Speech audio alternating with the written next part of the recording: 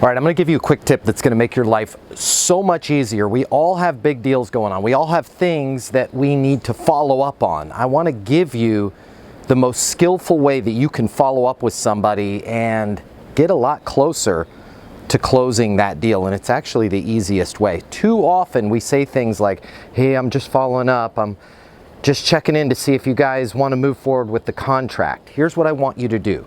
Whatever it is that you wanted that person to do, sign the contract, schedule a meeting, look at your product or service, just simply call them, and when you leave that message, say, I'm calling to see if it makes sense to sign the contract, schedule that meeting, take a look at our service, whatever it is. It sounds something like this. Hey Tom, Matt Easton, founder of Easton University, calling to see if it makes sense to sign the contract on the software deal that we were looking at. Give me a buzz on my mobile, 720-660-3202. Don't say follow up. Don't say I'm just checking in. Don't be negative in any way. Calling to see if it's a good time right now.